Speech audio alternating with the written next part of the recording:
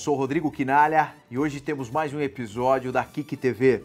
É um canal digital onde trazemos conteúdos, informações inspiracionais com pessoas que fazem. Eu tenho certeza que vocês vão gostar muito hoje de quem é o nosso entrevistado e que realmente é um personagem marcante na economia, tendências globais, nacionais e também, por que não, presente no ecossistema de startups e inovação da nova economia. E dispensa apresentações, é uma honra estar do lado aqui conosco do Ricardo Amorim. Seja muito bem-vindo à Kik TV, Ricardo. Prazer é todo meu, Rodrigo, em estar aqui com você, mas estou longe de dispensar apresentações. Um pouquinho da apresentação das credenciais, que são extensas do Ricardo Amorim. O Ricardo Amorim atualmente é presidente da Rican Consultoria, que é uma prestadora de serviços na área de negócios e economia global. É economista formado pela USP, pós-graduado em Administração e Finanças Internacionais pela ESSEC em Paris. Atua no mercado financeiro desde 1992, trabalhou em Nova York, Paris, São Paulo e é o único brasileiro, isso mesmo, pessoal, o único brasileiro incluído na lista dos mais importantes e melhores palestrantes mundiais do Speaker's Corner. O Ricardo Amorim também é um dos apresentadores, debatedores do Manhattan Connection desde 2003 na Globo News. É colunista da revista Isto É e do jornal Gazeta do Povo. Além disso, ele está sim já dentro do mundo das startups de inovação, é cofundador da Smart Trips, além de investidor anjo, e também do AAA, que ele vai falar um pouquinho mais adiante desse super projeto. Além disso, é o brasileiro mais influente do LinkedIn e o economista mais influente no Brasil, segundo a Forbes. Ricardo, primeiro quero parabenizá-lo pela trajetória e pelo ativismo sempre em prol da competitividade do país. Eu sempre te acompanho. Obrigado, mas eu acho que é uma obrigação. Eu acho que uma das coisas que eu sempre comentei é que a partir do momento... Uma das coisas engraçadas, normalmente as pessoas olham para mim e me veem como jornalista. E primeiro, eu não sou formado em jornalismo e segundo, eu fui parar na mídia meio por acaso. E uma das coisas que eu sempre vi como uma obrigação a partir do fato que, enfim, o Manhattan me deu uma certa projeção, é usar isso em prol de melhorar o país. E uma das coisas que precisava fazer era tentar ajudar a melhorar todo esse ecossistema e, em particular, produtividade e competitividade. Todos nós agradecemos, porque eu tenho certeza que é um grande aliado aí para o empreendedor que está em casa e para os novos empreendedores que vão enfrentar uma grande jornada pela frente, Ricardo. Ricardo, eu acho que você sempre coloca com importantes insights, tendências, né, fundamentadas a diversos setores. Mas antes de falarmos sobre mercado, inovação, investimentos, contexto econômico, eu queria conhecer um pouco mais nesse sentido do Ricardo, o porquê da escolha da economia, né, dos seus propósitos, os desafios profissionais e pessoais que você enfrentou, porque muitas vezes fica mais na tangente econômica, contexto global, etc., falar um pouco do Ricardo para que eles conheçam quem que é o Ricardo Amorim e qual o propósito atual dele. Bom, vamos lá. Então, contando um pouco da história, eu virei economista por acaso, eu fui prestar vestibular, não tinha a menor ideia do que eu queria fazer, as coisas variavam entre economia, jornalismo foi uma coisa que eu considerei, publicidade, medicina, porque eu achava que engenharia genética ia virar o mundo e eu queria participar, física, porque na época eu achava que supercondutividade ia virar o mundo e eu também queria participar. Moral da história, eu não tinha a menor ideia e optei por economia porque eu achei que era a opção mais ampla que deixaria mais portas abertas depois. Aí comecei a fazer a faculdade e comecei a adorar. E aí comecei a trabalhar como economista, gostei muito também. E a sequência depois eu costumo brincar que tudo que eu planejei não aconteceu. O que acabou acontecendo é que eu tinha alguns nortes e algumas coisas foram surgindo, algumas oportunidades que eu achei muito bacanas. Eu acho que eu sou um cara, por personalidade, multifacetado, então eu gosto de muita coisa diferente. Nesse sentido, eu diria que eu tenho mentalidade de startupeiro, quer dizer, eu gosto de criar coisas novas e até por isso acabei, enfim, caindo nesse meio, mas antes disso... Então, eu fui parar na televisão por acaso, quer dizer, eu dava muita entrevista e trabalhava em Wall Street, dava muita entrevista e na época da primeira eleição do Lula, em 2002, em outubro, no primeiro turno, quando o dólar foi a 4, me chamaram para o Manhattan como entrevistado. E agora, o que vai acontecer? E na época, naquela semana, saiu um relatório de um banco americano falando que ele iria a 7. E aí o Lucas me perguntou, eu falei, Lucas, acho mais fácil ele ir a 2 do que a 7. Por um monte de razões, acho que você vai voltar, enfim, e dei muita sorte, porque na semana eu não imaginava que já no dia seguinte iria começar a cair, que foi o que aconteceu. 3 semanas depois ele estava a 3.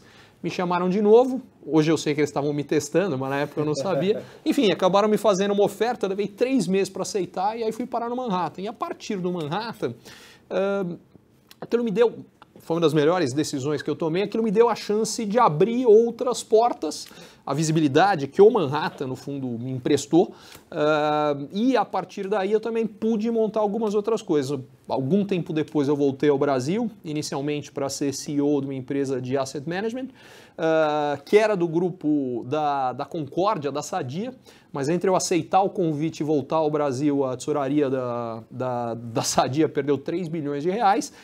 O capital que estava separado para o meu negócio, que era um capital significativo, eram 550 milhões, que era para o negócio financeiro, acabou tendo que ir inteiro para cobrir o buraco. Enfim, aí aconteceu uma série de coisas.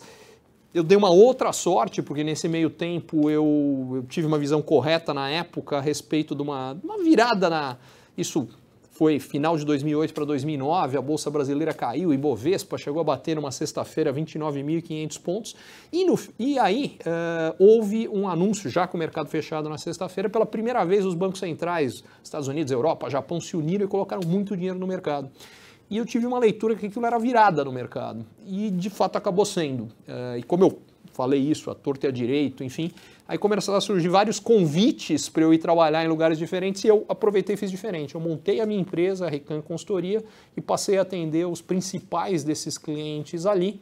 E, enfim, quando eu disse que o Manhattan foi uma das melhores decisões, eu acho que a melhor que eu fiz foi essa, de montar o meu próprio negócio, isso em 1º de abril de 2009, é um 1º de abril que não é mentira. E uma data inesquecível que é o Day One da nossa empresa, né, do nosso próprio negócio. Né, pois Ricardo? Pois é. Isso é bem importante, pessoal, para vocês verem o faro para a oportunidade. Né? Olhando o Ricardo, né, como uma grande inspiração nesse sentido, você vê que ele enxergou uma grande oportunidade de construir o negócio, ao invés dele ter um chefe, ele decidiu ter N, centenas, dezenas de clientes. Né? Então isso é bem interessante e estejam antenados sempre. Né? Eu só diria uma coisa, das minhas expectativas quando eu montei o negócio, eu vou ser 100% franco, eu montei o negócio com 3 expectativas, das 3 só uma de fato virou realidade. Eu na época, eu queria me divertir mais, fazer coisas que eu gostasse, estar envolvido em projetos que eu realmente curtisse. Isso aconteceu. A segunda expectativa que eu tinha era, porque uma das coisas, eu trabalhei em grandes empresas, uma das tendências, estruturas de grandes empresas são piramidais, então tem muito lugar na base da pirâmide, começa a ter pouco lugar lá em cima. Quando você chega lá em cima, é show de cotovelada para todo lado e essa coisa da vida corporativa começou a me incomodar. Eu queria escapar disso, então o outro lado que, pensando bem, é que eu coloco ele junto com o primeiro normalmente, que aconteceu foi ter mais qualidade de vida com relação ao trabalho, ter uma equipe enxuta, pequena, de gente que eu gostasse, mais agilidade nas decisões, isso também aconteceu. Mas aí os 2 outros lados que não aconteceram, um foi uma ilusão. Hoje eu sei que era uma total ilusão. Eu falei, não, eu quero ver se eu consigo ganhar mais ou menos a mesma coisa e trabalhar menos. Resultado, eu trabalho muito mais do que eu já trabalhava muito em mercado financeiro, mas eu trabalho muito mais hoje. Agora, a parte do mais ou menos a mesma coisa foi muito melhor do que eu podia imaginar, enfim. Então a soma disso tudo foi altamente positiva, mas não foi exatamente do jeito que eu achei que seria. Não, é importante destacar, pessoal, a glamorização hoje que está em volta do empreendedorismo. Né? A gente vai falar um pouco mais adiante, mas tomar muito cuidado que não é simplista, não é trivial. Empreender realmente tem que ser um plano de vida e está na essência. Né? Eu digo que é o seu plano ABC 24/7, certo, Ricardo? Eu concordo e eu iria um pouco mais longe. Uma das coisas que tem me incomodado é que muita gente no Brasil, nos últimos anos, empreendeu por necessidade e não vocação. O que eu quero dizer isso é que com um crescimento brutal do desemprego, muita gente achou que esse era um caminho, entre aspas, mais fácil, e eu temo que a decepção vai ser grande, porque uma das primeiras coisas que acontece quando alguém vai empreender tem que estar disposto a ralar muito mais e, segundo, lidar com as oscilações, inclusive de receita, mas de tudo, que são muito maiores em empresas menores do que em empresas grandes. Então, empreender, eu pessoalmente acho que é o máximo, mas não dá para ser com ilusões, porque aí as desilusões podem acabar sendo grandes. Maiores, muito bom. Bom, fica um sinal e um grande conselho aí para que vocês possam digerir, absorver e refletir. Né? O quanto vocês estão dispostos a entrar nesse plano de vida, literalmente. Né? Uhum. É mais do que uma escolha, uma opção de vida que você faz, você tem que se dedicar todo o tempo. Né? Depois de 11 anos empreendendo também... Tem uma frase que eu vi, você, que eu não me lembro de quem é, e que eu acho que tem uma parte verdadeira e uma não, que é... Ela diz o seguinte, ela fala que empreender é viver alguns anos da sua vida como ninguém quer, para poder viver o resto da sua vida como todo mundo quer. E pelo menos a primeira parte eu tenho certeza que é verdade. A segunda pode vir a ser verdade ou não. Primeiro, porque só vai ser verdade se o empreendimento der certo. E em muitos casos, as pessoas que eu vejo que dão certo como empreendedores são as que fazem não com o objetivo de ficar rico, mas as que fazem porque elas acreditam no propósito do que elas estão fazendo. Porque vai exigir um grau de dedicação que você, de fato, tem que estar muito comprado na ideia e você tem que gostar de fazer o que vai ser o seu dia a dia, porque você vai ter que fazer muito, com muita dificuldade, e no Brasil mais ainda, porque a gente ainda tem algumas dificuldades específicas que em outros lugares não necessariamente existem. Motivos muito maiores para continuar do que desistir, porque desistência todo dia vai bater na porta no empreendedorismo, né, cara? Eu perdi as contas, você deve ter perdido também nessa jornada, né? Sem dúvida. Pô, muito legal. Ricardo, eu queria explorar um pouquinho, que você passasse para o pessoal que está em casa, ou escutando a gente no trabalho, transporte coletivo, enfim. As tendências hoje, você acompanhando dentro das suas consultorias pela Rican, a parte de palestras, quais são as tendências que você sente, o maior incômodo e desafio que as grandes organizações estão enfrentando hoje, exatamente para fazer esse drive entre, eu vou chamar de, eu não gosto dessa expressão, mas velha economia para com a nova economia que está sendo citado, e você acredita que elas têm a cultura, a vontade e o preparo para fazer a desconstrução do presente para poder projetar esse novo futuro? Bom, eu acho que a mais importante delas, e eu diria que tem avançado muito menos do que eu gostaria, aliás, foi uma das motivações de um dos meus novos projetos aqui de 2007, que é o AAA, o AAA.Academy, é o seguinte, a gente está vivendo um período de maior transformação tecnológica da história da humanidade, que por consequência está tendo a maior geração de riqueza da história da humanidade. Só para deixar uma coisa clara, nos últimos 15 anos, a renda per capita global no mundo, ela multiplicou por 5. Em outras palavras, em 2000, na média, cada habitante do planeta ganhava $2.100 em média por ano. Em 2015, eles ganhavam, em média, 10.700. Por que isso é importante? Porque nos 2.000 anos anteriores não cresceu tanto. Em outras palavras, nunca chegamos nem perto de gerar tanta riqueza como estamos gerando agora. O que significa o seguinte, as oportunidades para quem conseguir, de fato, participar, mais do que participar, dirigir esse processo, são gigantescas. A contrapartida. Essas mudanças tecnológicas, para mim, significa o seguinte, não há uma pessoa, isso eu garanto, não tem uma pessoa que daqui a 5 anos vai estar trabalhando como trabalha hoje. O que significa uma segunda coisa, para quem não conseguir entender, participar e se posicionar, as pessoas vão ser atropeladas. Eu costumo brincar que é a história do motorista do táxi que acha que o problema dele é o Uber. Ele não viu nada quando vem o carro que o motorista não tem mais. E quando a gente fala de motorista, fala, não, mas isso é uma função muito específica. Motorista hoje é a profissão que tem mais gente exercendo nos Estados Unidos. Não tem nenhuma profissão em número de pessoas que tenha tanta gente fazendo como motorista. Mas isso vale para o motorista, mas vale para médico qualificadíssimo. A inteligência artificial já consegue dar diagnóstico de câncer hoje melhor que o melhor profissional. Ah, não, mas então ele vai fazer cirurgia. Não, também, porque o robô opera melhor. Quer dizer o seguinte, por dar um exemplo, já que eu peguei saúde, poderia pegar outros. O profissional da saúde vai ter que se reinventar. Para mim, o que significa que é para melhor, porque a partir de agora os profissionais da saúde, os médicos, os fisioterapeutas, as enfermeiras vão passar a tratar das pessoas e não das doenças. Mas tem que mudar a mentalidade completamente. Isso vale para tudo. E aí é que entra a questão do AAA. O AAA nasceu primeiro desse diagnóstico que eu acho que hoje tanto as grandes empresas quanto a maior parte dos profissionais não estão dando a atenção necessária para o tamanho dessa transformação tecnológica. E eu acho que elas precisam. Por que elas não estão dando? Porque elas precisam cuidar da vida do dia a dia. Particularmente num Brasil que nos últimos 3 anos viveu a crise econômica mais longa, profunda e dura da história, sobreviver já não estava fácil. Quanto mais acompanhar todas essas transformações.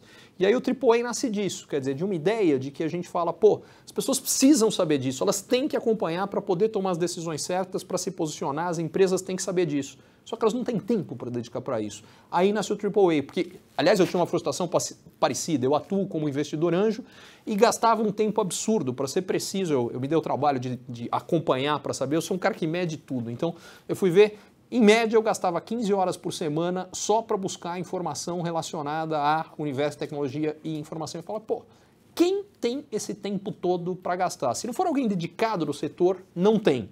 Aí eu falei o seguinte, pô, tem que entregar rápido. Será que tem um bom serviço de curadoria? E procurei no mundo inteiro, não achei. Então vamos criar. Aí é que junto com o Alan e o Arthur a gente criou o AAA, que faz exatamente isso, entrega em 5, 10 minutos por dia o que está acontecendo de mais importante, mas a ideia não é só informar, é num primeiro momento informar, no segundo formar, porque além da parte da informação a gente gera uma comunidade de discussão interna, para o mais importante, que é a única razão de ser isso aqui, ação, que é o último. A partir de você entender que tem uma determinada tecnologia que pode ter um uso que é disruptivo na sua área, faça você isso acontecer e não espere isso atropelar você. Foi daí que nasceu o AAA. Eu sou assinante do AA.Academy com Y e convido vocês, incentivo realmente que vocês vão dar uma olhada no canal, o Ricardo, o Arthur e o Alan fazendo um trabalho excepcional, inclusive de evangelização ao ecossistema. Eu vou aproveitar e fazer um negócio. Eu criei exclusivamente para quem está assistindo a gente aqui um cupom promocional que é AAA RICAN. Então é AAARICAM de Maria. Com esse cupom você testa de graça a plataforma por 30 dias. Isso aqui é um serviço de assinatura, mas com isso aqui os 30 primeiros dias são gratuitos. Você gostou? Ótimo, foi útil, está te ajudando? Você fica. Não gostou? Pula fora, não vai custar nada. Super presente aí, Ricardo, para a nossa comunidade aí, pessoal. Então aproveitem, mais um motivo aí, aliás, um super motivo para vocês irem conferir. AA.Academy com Y no final e vai abrir aí no navegador de vocês, certo, Ricardo? Pessoal, vamos falar um pouquinho aqui, eu acho que um ponto super legal. Hoje os empreendedores nos questionam muito regulação, né, Ricardo? Porque quer dizer, eu venho munido de ideias, de incentivo para inovação e sempre cai na famosa dupla ali, governo e regulação sempre no final do dia, né, alinhados logicamente à economia. Como são dois temas que você tem tratado continuamente aí, palestras, posts, né, e etc. A melhora da arrecadação de impostos, né, somada com a redução de gastos, e aí a gente fala com juros, etc. Você sinaliza, né, e vendo a sua visão também que nós compactamos, que pode ser uma boa notícia inicialmente até para o governo, mas ainda há um peso dessa máquina pública por trás. Então eu queria que você, nesse panorama, Ricardo, você acha que nós vamos ter alguns movimentos ou facilitadores para o empreendedorismo no Brasil? Eu acho que a gente já está tendo. Por exemplo, se a gente olhar para o próprio universo das startups, a gente está tendo algumas mudanças de legislação que são importantes. Por exemplo, quando a gente passou a ter a legislação qualificando o investidor anjo, que no fundo está reduzindo o risco legal que investidores que se dispõem a colocar dinheiro em novas ideias correm, foi uma medida importante. Então, começando a surgir alguns primeiros movimentos de financiamento, inclusive com fontes governamentais, fundo do BNDES voltado para essa área.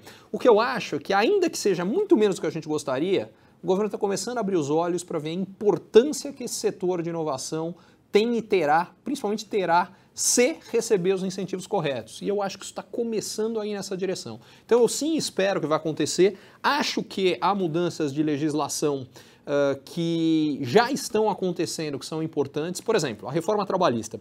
A reforma trabalhista tem inúmeros impactos que eu acho que são muito benéficos. Um deles, por exemplo, é reduzir o custo jurídico para qualquer empresa. Porque o que acontecia antes? Com a legislação anterior, do ponto de vista do funcionário, tendo ou não razão, se aciona a empresa.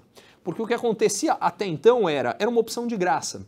Se ele entrar, vai que o juiz acha que tem alguma coisa, ele não tinha custo em fazer isso. A partir de agora, o custo jurídico, se o funcionário perder, passa a ser dele. Em outras palavras, um funcionário agora olha e fala o seguinte, pô, eu tenho razão aqui, ele vai entrar, vai ganhar, para ele não mudou nada. E que bom, quem de fato tem algo a receber, que bom que receba. Mas quem não tem, não vai entrar. Porque se ele entrar, ele perde e ele vai pagar por isso. O que acontece? O número de ações caiu desde a implementação da nova lei em 70%. Resultado? Menos custo jurídico para as empresas, as nossas empresas ficam mais competitivas e isso ajuda todo mundo, inclusive o universo de startups. Muito bom. Ricardo, eu queria falar um tema também que tem deixado todos os governos aí de cabelos em pé, né? Que são a cryptocurrency, as criptomoedas, né? Que tem vindo muito forte, né?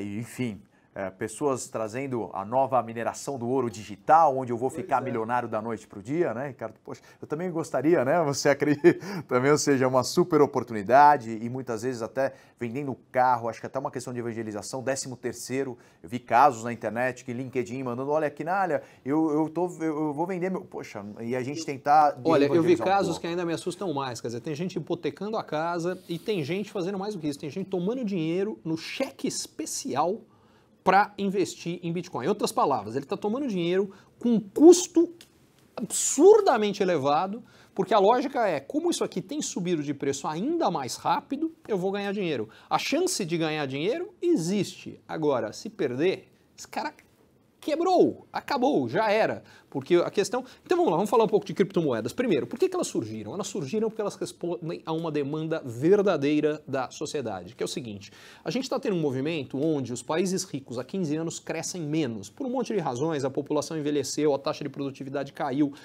está tendo mais protecionismo, então está tendo menos entrada de imigrante que ajuda a oxigenar essas economias, tem várias razões, não vou entrar muito a fundo nisso. O fato é, quando um país cresce menos, as pressões sociais aumentam, as pressões políticas aumentam, e o governo tem que responder. Ele tem dois instrumentos, uma série de instrumentos específicos, pontuais, mas ele tem dois mega instrumentos. O primeiro é política fiscal. Então, o que os governos fazem? Eles gastam o dinheiro que eles têm e os que ele não tem para estimular a economia. O Trump, recentemente, aliás, acabou de passar um projeto que passa por isso, é uma redução de imposto que, na prática, vai colocar mais dinheiro na economia e vai dar, a curto prazo, pelo menos, uma acelerada na economia. A questão é, a dívida americana vai aumentar em 1,5 trilhão por conta disso. Quando o endividamento de um país aumenta, significa o seguinte, ele vai ter que se financiar de algum jeito. Precisando de mais dinheiro emprestado, a taxa de juros sobe. Mas tem um segundo aspecto. Muitas vezes, quando a dívida começa a crescer demais, como é que os governos resolvem isso? Emitindo moeda para pagar essa dívida. Em outras palavras, a quantidade de moeda, eu estou falando do dólar, mas vale para qualquer uma das moedas dos países ricos. E isso aconteceu porque as economias cresciam um pouco. O segundo instrumento de estímulo era trazer a taxa de juros mais baixa possível e colocar o máximo de dinheiro em circulação. Foram colocados alguns trilhões de dólares no mercado. O que acontece com isso? As moedas passam... Nós brasileiros conhecemos bem esse filme lá atrás, os latino-americanos. Isso dá inflação. As moedas perdem o valor. Aí todo mundo fala, peraí, mas isso está acontecendo com o euro, com o ien, com a libra esterlina, com o dólar, com o franco suíço, para onde eu vou? O americano vai comprar real? Não parece ser o melhor caminho. Tem duas opções. Metais preciosos, e a gente teve altas de preços generalizadas de todos eles, e as outras. Aí surgem as criptomoedas. Elas surgem com uma regra clara, que é, olha, o volume de emissão vai ser definido pela mineração, que é fixo e que não oscila dependendo do que o governo quer. Portanto, elas respondem a uma necessidade real. Só que uma boa moeda, ela tem que ter duas características. A primeira, reserva de valor. Em outras palavras, eu tenho esse dinheiro hoje, eu vou ter daqui a 5 ou 10 anos, e eu sei que daqui a 5 ou 10 anos eu vou conseguir comprar algo parecido com o que tem hoje. No caso das criptomoedas, ninguém tem a menor ideia em relação a isso, quanto elas vão valer daqui a 5 ou 10 anos. A expectativa é, como elas subiram muito de preço, é que elas vão subir ainda mais. Bom, esse é o primeiro aspecto. O segundo aspecto é moeda de troca. Então, você pode usar aquela moeda para trocar pelo que você quiser. Hoje, isso, e particularmente no Brasil, ainda é bastante limitado das criptomoedas. A boa notícia é crescente. Cada vez se aceita mais as criptomoedas como troca, mas ainda é para muito pouca coisa. O que chega no meu ponto, o que me assusta é que o crescimento como investimento das criptomoedas foi muito mais rápido do que como a parte de moeda de troca. E o que isso significa? Que a gente tem um processo especulativo gigantesco. Ou, traduzindo numa linguagem que é mais forte, mas que define melhor, sim, nós estamos num processo de formação de bolha, o que para mim não quer dizer que as criptomoedas não vieram para ficar. É como se a gente olhasse para a internet lá atrás.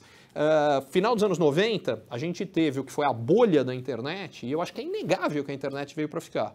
Mas se você for pegar as empresas.com, que eram líderes em 99, 90x% delas hoje quebraram e não existem mais. Eu acho que com esse mar de novas moedas é a mesma coisa. Algumas das criptomoedas eu acho que sim, vieram para ficar. Eu acho que o conceito definitivamente veio para ficar. Acho que veio uma revolução, mas toda vez que a grande motivação das pessoas é falar, pô, por que eu quero aquilo? Porque o meu vizinho falou que está ganhando dinheiro com aquilo. Cara, essa não é a razão certa. Motivadores incorretos. Né, exatamente. Ricardo? Normalmente isso dá problema no meio do caminho. Ou seja, uma correção, né? Não é a questão, estamos discutindo o conceito, a viabilidade do conceito. A questão é a correção e talvez até a aderência para a realidade. O pessoal, né? Na verdade, exatamente. Eu acho que o conceito está correto, mas o que eu vejo é, nós teremos a imensa maioria das criptomoedas que existem hoje, das que ainda vão ser lançadas, porque a gente tem lançamentos diários de novas, quebrando no meio do caminho. Já passam de 1.200, 1.300 criptomoedas, quer dizer, é um universo muito grande, né? Exato. Agora, e a grande questão é, para quem tem a habilidade de falar, não, essa aqui veio para ficar, porque ela tem uma determinada característica que é melhor, vamos lá, eu acho que as oportunidades são gigantes, mas isso não é uma tarefa fácil de fazer, não. Legal, né? Você vê os taxistas na Itália, o próprio governo japonês sinalizou, a Rússia querendo criar uma moeda virtual própria, né? Em paralelo. Todos, né, até a Venezuela está criando criptomoeda. A Venezuela, o Maduro, dizer,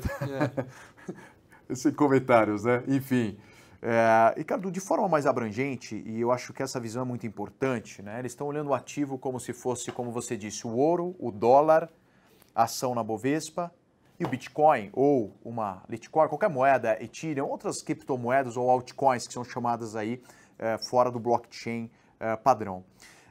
Nós temos um movimento que é a adesão do blockchain, e que ele é muito mais forte e impactante do que precisamente um ativo isolado. A minha pergunta para você é assim, o blockchain ele vem trazer uma desintermediação nesse processo, né? Tornar as informações mais abertas, né? Então ele vai impactar governo, varejo, cartório, bancos e uma série de instituições com o tempo, e todos estão olhando de alguma forma, em maior grau ou menor grau para isso. E a minha pergunta é, nós vamos ter uma era da informação onde o blockchain ele vai fazer essa transição, a gente está numa era da informação onde o poder está na informação e eu descentralizando, não tendo intermediadores ou consolidadores desse poder, vou colocar dessa forma, eu abro esse jogo e pego as cartas e embaralho novamente na mesa. Você acredita, para fechar, que nós estamos numa era de mudança ou uma mudança de era? A gente só vai saber depois. Eu adoraria ter essa resposta antes. Agora, eu tendo a acreditar que nós estamos numa mudança de era, mas que vai além do blockchain. Primeiro, o blockchain, na minha opinião, é muito maior do que as criptomoedas. E o que eu te diria em relação a isso, vou te dar um exemplo concreto do que está acontecendo agora. Dubai. O governo de Dubai tem um projeto onde, basicamente, com uma série de parceiros, através de blockchain, ele está acabando com um monte desses intermediários. Isso passa por contadores, por advogados, por instituições financeiras, onde, basicamente, daqui a alguns anos, o próprio conceito do que é o governo, a gente falava do problema do governo no Brasil, gastos exagerados, um dos mecanismos que eu acredito que pode ser a solução disso, olhando para os próximos... No caso de Dubai, a gente está falando de 2, 3 anos, mas o Brasil está atrasado um pouco nisso aqui, mas se a gente pensar em 5, 10, passa por utilização de blockchain. Só que aí entra em algumas questões importantes, que é a capacidade, que no Brasil é muito difícil, da gente entender que para isso de fato acontecer, a gente vai precisar encarar grupos de interesse que não querem que isso aconteça. Então eu vou dar um exemplo claro. Uma das coisas que a gente tem no Brasil, e a palavra é exatamente isso, é um cartório dos cartórios. Em outras palavras, você tem um grupo que conseguiu e que consegue ser muito bem remunerado para isso, se colocar nessa posição de intermediário do cara que garante que determinados contratos, que determinadas negociações, elas são críveis. O blockchain acaba com isso aqui. Você pode ter certeza que os cartórios vão fazer tudo o que puderem para que isso não aconteça. E aí é que é uma das questões que me preocupa muito. Uma das brincadeiras maldosas, mas com grande fundo de verdade que eu faço, quando a gente começou a ter todo o movimento contrário ao Uber e todos os seus outros, hoje concorrentes, mas que fazem a mesma coisa, que possibilitaram um serviço muito melhor de transporte, uma tentativa de amarrá-los através de regulamentação, eu comecei a brincar que o Brasil tem uma triste tendência de que o que dá certo a gente proíbe. E aí é que é um dos medos meus com relação ao blockchain. Mas só para dizer a questão de mudança de era, por que eu acho que sim, provavelmente a gente está? Porque não é só blockchain. Inteligência artificial é uma transformação, na minha opinião, se não do mesmo tamanho, provavelmente maior do que o blockchain. Porque a inteligência artificial traz uma coisa nova. O mundo se desenvolveu em saltos tecnológicos. Uma coisa que a maior parte das pessoas não sabe, mas do ano 0 ao ano 1700, a gente não teve desenvolvimento nenhum. Para ser mais específico, a renda per capita média das pessoas, no ano 0 haviam 200 milhões de habitantes que em média ganhavam $450 por ano cada um. 1.700 anos depois, a população quase não tinha crescido e tinha aumentado a renda em $50. Por quê? Porque não teve desenvolvimento tecnológico. Na sequência, a gente tem máquina a vapor, que aumenta a produtividade, com mais produtividade tem mais renda, tem melhora de vida, as pessoas comem mais, começam a viver mais.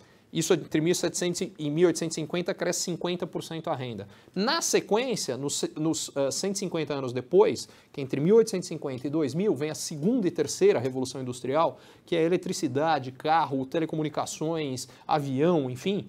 Em 150 anos a gente triplica a renda. E aí é o que eu dizia, nos últimos 15, a gente quintuplicou, que foi mais do que em toda a história. Por que estou dizendo isso? Essa aceleração do movimento de tecnologia basicamente significa o seguinte, a gente está sim tendo não só...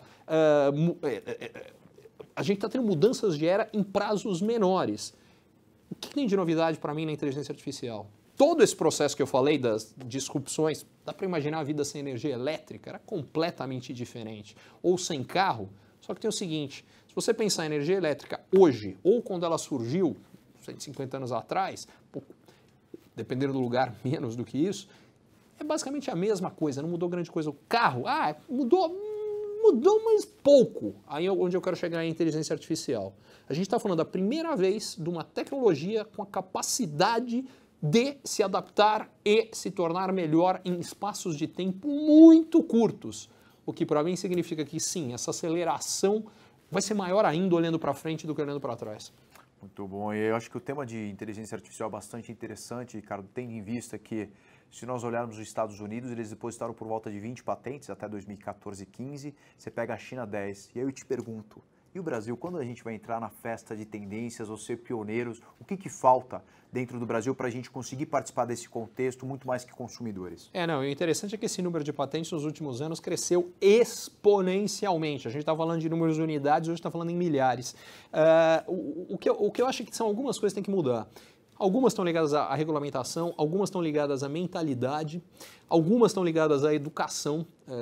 Eu tenho 2 filhos pequenos, então uma das coisas que me começou a atrair para a parte de inteligência artificial em particular é perceber que as habilidades... Antes de mais nada, fazer um diagnóstico rápido de educação. Na minha opinião, a gente tem um problema de educação brasileiro, que em geral tem qualidade ruim, mas a gente tem um problema global. O problema global é que a gente ensina com os métodos do passado para uma necessidade do passado. Qual era a necessidade do passado? Quando eu, estava na escola, o problema é que faltava informação. Então eu queria checar alguma coisa, eu ia procurar na enciclopédia do ano passado, do ano anterior. E a fronteira do conhecimento movia mais lentamente. O que acontece hoje? A fronteira do conhecimento está movendo muito rapidamente e não bastasse isso, a informação a gente não tem falta, a gente tem excesso. Por isso que curadoria, quando eu falava do AAA, é tão importante. O que a gente precisa hoje não é ter acesso à informação, é saber qual é a informação que realmente é importante para o que nós estamos buscando. A gente precisa conectar a informação, juntar essa com essa, criar algo novo, inovar a partir disso aqui. E a gente não está desenvolvendo essas habilidades. Então eu acho que o que a gente tem que focar cada vez mais é em formação, menos em informação e mais em formação. Do que? De atitude empreendedora, de buscar solução e não problema, em habilidades humanas, de relacionamento, de criatividade, enfim. E aí eu acho que tem que reinserir isso tudo. E, em particular, na relação com a inteligência artificial. Porque as pessoas que estão vendo a inteligência artificial como uma ameaça, provavelmente estarão ameaçadas mesmo. As que verem a inteligência artificial como um aliado em aumentar o potencial que elas mesmas têm, essas provavelmente vão nadar de braçada. E esse contexto do ser humano paralelo com a inteligência artificial, ou seja, não são 2 coisas isoladas ou competidoras, elas têm que estar integradas dentro de uma única Elas visão, não certo, precisam ser, mas Exato. elas podem ser competidoras se a gente se colocar na posição defensiva. Perfeito. E aí é que eu acho que é um engano. A objeção com a inovação, né? E, na verdade, não aceitar e participar desse momento que talvez, como você falou, é um momento super minado, cheio de oportunidades e com um novo desenho. Quer dizer, as cartas estão de novo na mesa como nunca tiveram em décadas. Eu acho que sem ingenuidade, porque, de novo, se a gente for olhar todos os fluxos de grandes mudanças de eras e mudanças tecnológicas, essa preocupação de, isso vai acabar com os empregos, acontecendo em todas elas. Se a gente for olhar lá para trás, quando o carro foi introduzido, houve uma preocupação igualzinha, na Revolução Industrial igualzinha. Agora, vamos pegar o exemplo do carro. Para o cara que fazia carroça, aconteceu 2 possibilidades. Se ele falou, não, eu vou continuar fazendo carroça, de fato acabou o mercado dele, esse cara morreu. Agora, se ele de repente falou, peraí, a habilidade que eu tenho para fazer isso aqui pode me criar uma possibilidade de fazer um negócio diferente, de um mercado que vai crescer muito mais, porque o número de automóveis é exponencialmente maior do que era o número de carroças, opa, agora a gente está falando de oportunidade e não de problema. Então, aí que é a questão, não é ser ingênuo e achar que as mudanças não vão afetar ninguém. É o exemplo que eu dei dos motoristas. As pessoas que se reinventarem a partir do surgimento de Uber e tantos outros, sim, têm oportunidades. As que acharem que não, vou tratar tudo como antes, que isso aqui não vai dar nada, essas, bicho, vão dançar. Cara, o empreender no Brasil sempre é visto como um heroísmo, talvez, né? Ou seja, por mais competente e preparado que você esteja, você tem que lidar com variáveis imprevisíveis. Isso é natural num processo de criação, desenvolvimento, do que a gente fala do scale-up, de exponencializar negócios, né? E ainda mais para as startups, que respondem a 4 critérios muito interessantes, né? Que é a escalabilidade, modelos repetitivos recorrentes, né? Rentabilidade e, por que não, impacto e inovação. Quer dizer, ela tem que trazer um tempero diferenciado de uma empresa comum ou tradicional. Eu queria te perguntar por que a taxa de mortalidade é tão grande, né? E quais os maiores desafios que você encontra dentro do setor quando você fala com empreendedores? Seja fintechs, que tem no mercado mais regulado, ou numa área da saúde, como que você enxerga nessa nova economia o empreendedorismo e essas dificuldades, Ricardo? Bom, acho que a gente precisa separar duas coisas. Primeiro, é empreendedorismo de uma forma mais ampla e segundo, como você diz, no caso das startups, que tem algumas particularidades. No caso do empreendedorismo de uma forma mais ampla, a mortalidade no Brasil tende a ser mais alta do que no resto do mundo por algumas razões. A primeira, as oscilações da economia brasileira são maiores. Os últimos anos ainda foram mais marcantes nisso. Quer dizer, é muito difícil achar um país onde em 3 anos a economia encolhe 7,5%, como aconteceu no Brasil agora. Para ser mais específico, eu peguei 180 países, dados desde 1900, e o que eu descobri é que se você excluir os países que passaram por guerra ou guerra civil, o que sobra, que teve uma contração desse tamanho na economia, você conta nos dedos de 2 mãos. Isso ao longo de mais de 100 anos de história econômica no mundo. Então, o que isso significa? Quando a coisa fica ruim aqui, ela não fica ruim, ela fica péssima. E aí, normalmente, empresas menores que ainda não têm uma folga financeira tão grande, não estão tão estabelecidas, muitas delas morrem. Segundo problema, falta financiamento no Brasil. Como o governo tem um déficit muito grande, a taxa de juros no Brasil é muito grande, o custo de capital no Brasil é altíssimo e isso acaba dificultando mais. O terceiro, o Brasil é excessivamente burocrático e as empresas que deveriam estar gastando seu tempo na estratégia do negócio muitas vezes estão gastando o seu tempo para conseguir a aprovação dessa ou daquela instituição que precisa dar aprovação, enfim, e as coisas não andam. Agora, tendo dito tudo isso, quando a economia vai mal, em qualquer lugar do mundo, cresce a taxa de falência de empresas, particularmente empresas mais novas. E quando ela vai bem, diminui. Por que eu estou contando isso? Porque no auge do processo da economia brasileira indo bem, em 2008, eu fiz uma análise na época, agora não me lembro se de 3 ou 5 anos anteriores, e a taxa de sobrevivência de novas empresas no Brasil na época era mais alta que nos Estados Unidos. Porque o que a gente viveu ali foi um momento onde a coisa tinha ficado mais... Não, acho que foi um pouco depois disso. Acho que talvez 2010, porque foi quando a crise nos Estados Unidos bateu mais pesada. Mas enfim, o fato é que há momentos em que empreender no Brasil é muito mais difícil e outros em que é menos. E eu acredito que a gente está num dos melhores momentos. Por quê? Porque a gente acabou de viver a pior crise da história brasileira. E um outro estudo que eu fiz é que é quase que um movimento de... É um movimento de pêndulo, mas eu diria que é quase como um elástico. Quando você puxa o elástico para baixo, quanto mais para baixo você pegar, ele está preso aqui em cima, na hora que você solta, mais para cima ele vai. Essa foi a pior crise econômica da história brasileira. Eu peguei as outras 5 piores, na sequência, o mínimo que o Brasil cresceu nos 3 anos seguintes foi uma média de 5% ao ano nos 3 anos seguintes. A expectativa média de crescimento para o Brasil para os próximos 3 anos hoje é de 2% ao ano.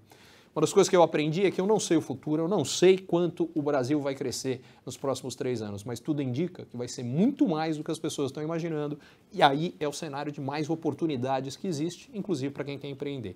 E o último ponto que é a questão das startups.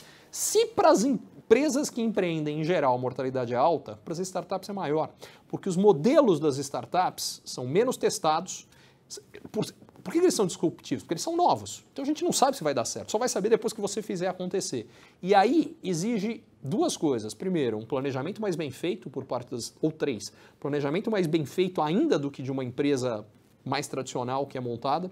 Segundo aspecto, exige empreendedores, eu diria, mais qualificados, e por qualificados não é qualificação formal, técnica, mas com capacidade de adaptação para cenário que muda o tempo inteiro, com muita vontade de trabalhar e ralar, que saiba responder essas mudanças no meio do caminho com agilidade, que perceba que uma ideia original que ele teve, por mais brilhante que seja, vai ter que ser adaptada enorme número de vezes, é o chamado pivotar, que vai acontecer várias vezes. Então, esse é o outro ponto específico das startups. Então, na hora que a gente soma tudo isso, empreender em qualquer lugar é difícil, no Brasil é mais.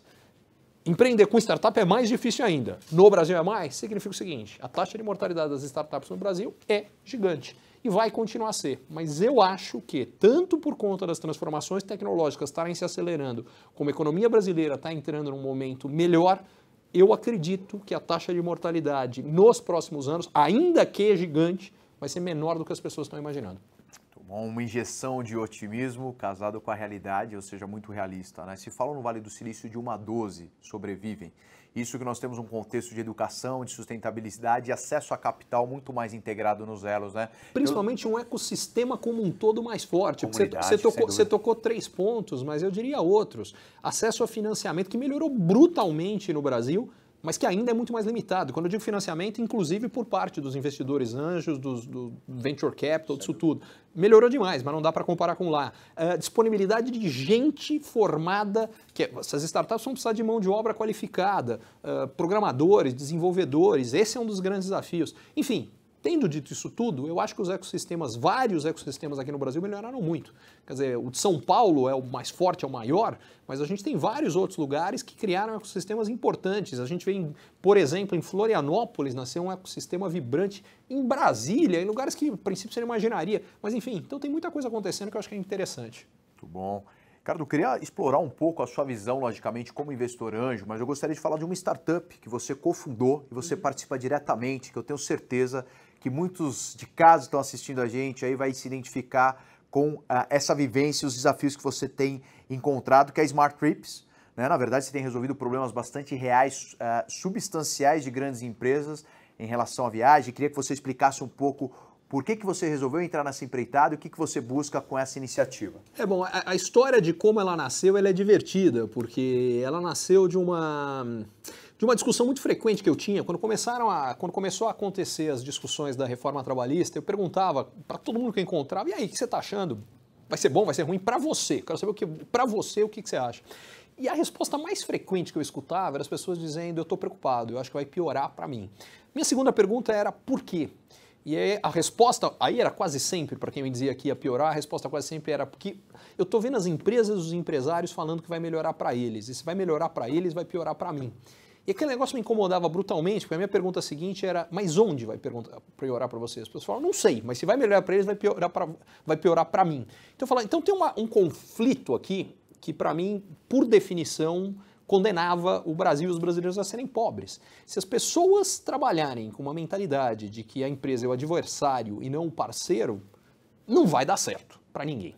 Carlos, gostaria de explorar um pouco mais detalhadamente, primeiro o seu papel como investidor anjo e uma iniciativa chamada Smart Trips. Eu queria conhecer um pouco mais dessa startup, que tem resolvido problemas aí significativos em relação aí a despesas de viagem, custos para as empresas e corporações. Me conta um pouco dessa iniciativa, o que te motivou e o que ela visa resolver. Vamos lá, começando pela experiência como investidor anjo, que acabou vindo a própria cofundação da Smart Trips e mesmo do AAA. Mas lá atrás, há 4 ou 5 anos, eu investi na Stay Film, que é uma empresa de geração de vídeos de alta qualidade, rápido, a partir de fotos, que deu super certo. Hoje a sede da empresa, inclusive, mudou, foi uma empresa que nasceu no Brasil, hoje sede em Miami, enfim. Foi o que me trouxe mais perto desse universo de startups, começar a partir daí a acompanhar, enfim.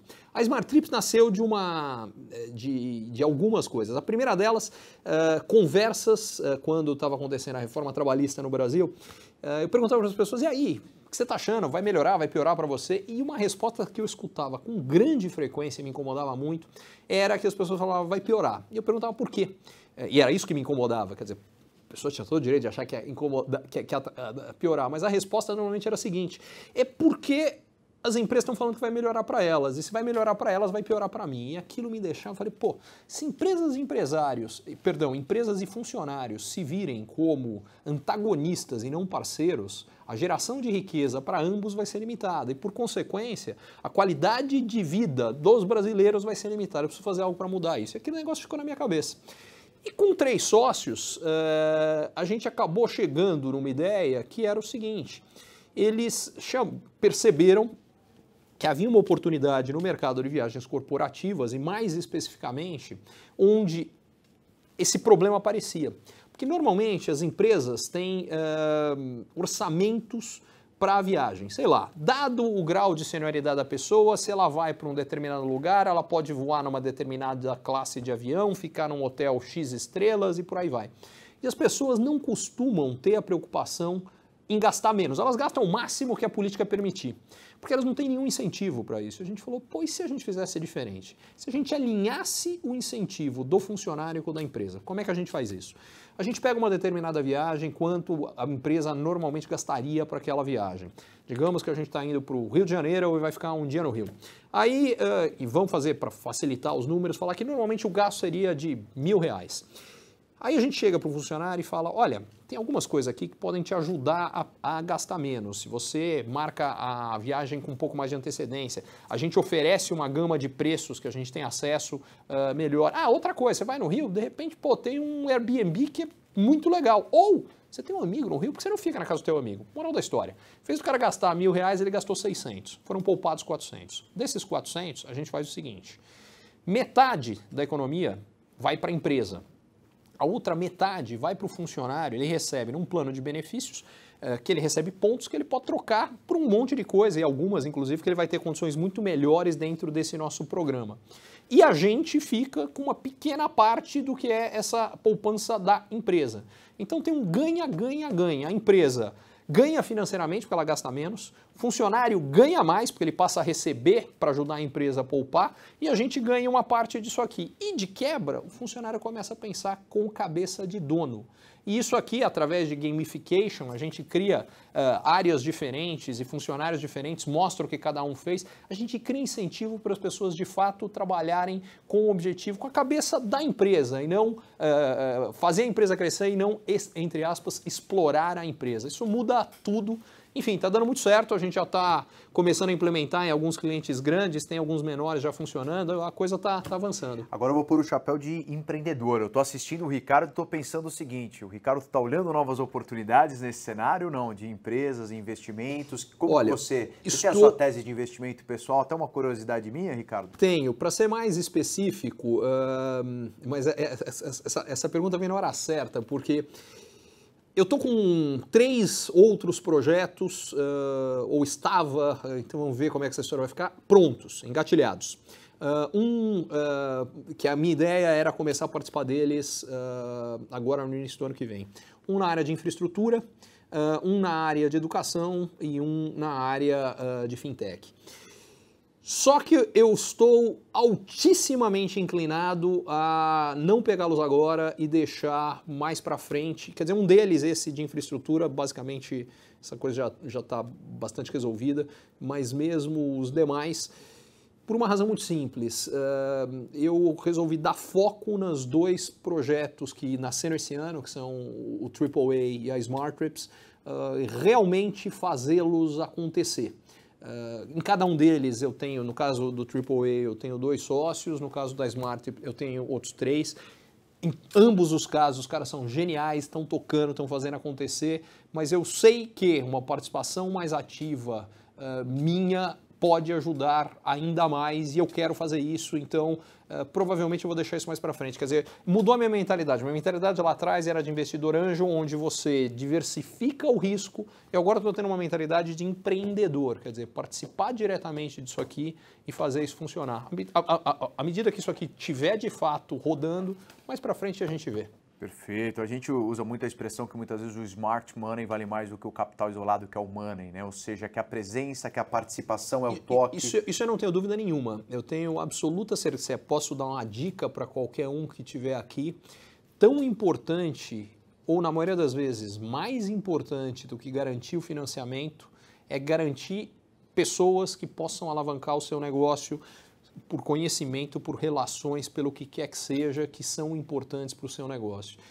Eu acho que um dos erros de alguns, é um erro que eu vejo com mais frequência do que eu gostaria, de algumas pessoas que iniciam o negócio é não dar o devido peso a isso. Com certeza o dinheiro não resolve tudo nesse jogo, né? Não, o que eu quero dizer é que às vezes faz sentido escolhas onde aceite um dinheiro que vai ser menor por uma capacidade de alavancagem que vai ser maior, vai ser mais barato para você.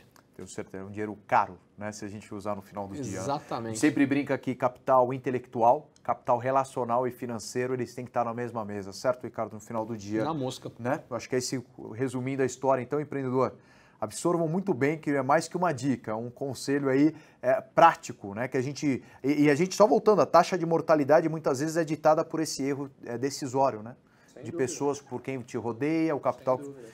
Eu vivencio muito write-offs e perdas de negócios em virtude que chegam batendo na porta. Pô, quer dizer, eu imagino que você enfrenta a mesma situação, Ricardo. Ricardo, eu queria que, como mensagem final, agradecendo já seu tempo, foi um super prazer tê-lo conosco hoje aqui.